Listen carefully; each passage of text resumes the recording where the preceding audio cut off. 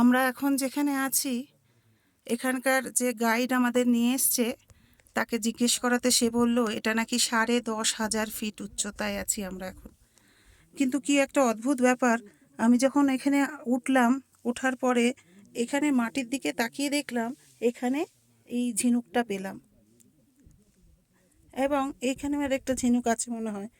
এটা যখন এই যে খুঁটাচ্ছি, হ্যাঁ এই একটা ঝিনুক পেলাম।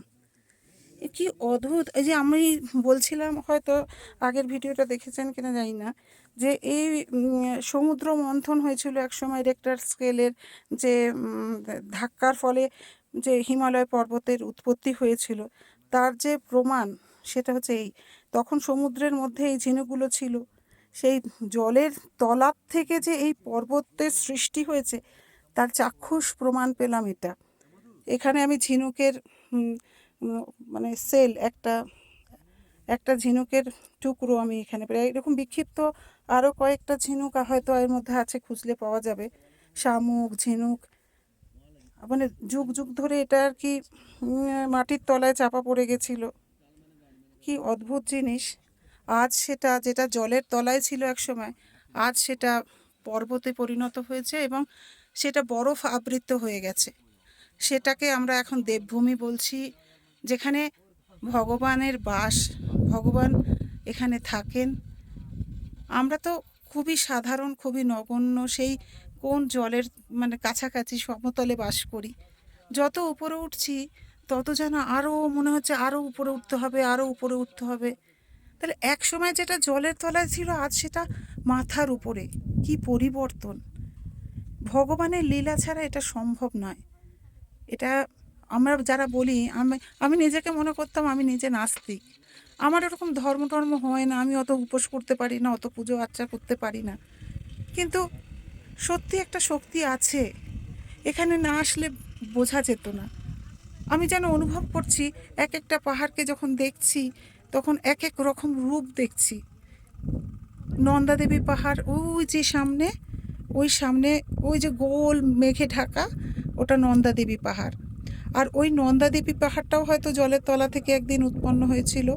এবং নন্দাদেবী পাহাড়ে একটা অদ্ভুত জিনিস দেখলাম, মেঘটা যখন সরে গেল তখন যেন একটা শিবলিঙ্গের অবয়ব দেখলাম, এবং আমার চোখে, আমার দৃষ্টিতে দেখলাম যেন একজন একজন নারী যেন হাত এরম করে, দুটো হাত এরম করে দাঁড়িয়ে আছে, মানে ঠিক শিবলিঙ্গের নিচেই যেন সেই অবস্থানটা দেখতে পেলাম। এটা লোকে হয়তো বলবে এটা হাসবে, কল্পনা, কিন্তু নিজে অনুভবে দেখা, চাক্ষুষ দেখা, যাই বলো, সেটা আমি দেখলাম। আর এটা স্বর্গ ছাড়া আর কিচ্ছু নয়, এটা স্বর্গ ছাড়া আর কিচ্ছু নয়, এটা স্বর্গ, এটাই স্বর্গ। আমার স্বপ্নে দেখা, আমার ভালো লাগায় দেখা সবুজ ভ্যালি। কত দিন কল্পনা করেছি আমি একটা এরম সবুজ ভ্যালিতে আকাশের চাঁদের দিকে তাকিয়ে এখানে শুয়ে থাকব। আজকে দেখো সূর্যটার চারপাশে কেমন একটা বলয় তৈরি হয়েছে, যেটা কিন্তু আমরা আগে দেখতে পাই না, মানে নিচের থেকে আমরা কিন্তু কেউ দেখতে পাই না। আর আমি যখন এখানে শুয়েছিলাম, সানগ্লাস ছাড়া তো দেখাই যায় না, সানগ্লাস পরে যখন এটা দেখলাম, দেখার পরে যখন সোজা হয়ে বসলাম, আমার চোখে যেন গোলাপি গোলাপি আভা ফুটে ফুটে উঠছিল। কি সুন্দর জায়গাটা! ভগবান তো সুন্দর জায়গায় থাকবে না, আমরা খুব দুর্ভাগা।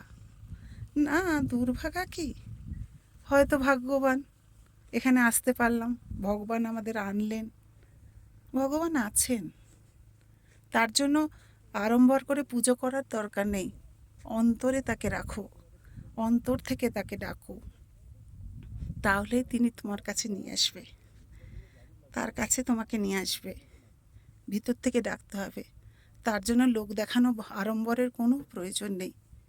শুধু ভগবান বলেন, তুমি যদি আমাকে ডাকো তাহলে ভিতর থেকে ডাকো, তার জন্য কোনো আড়ম্বরের দরকার নেই।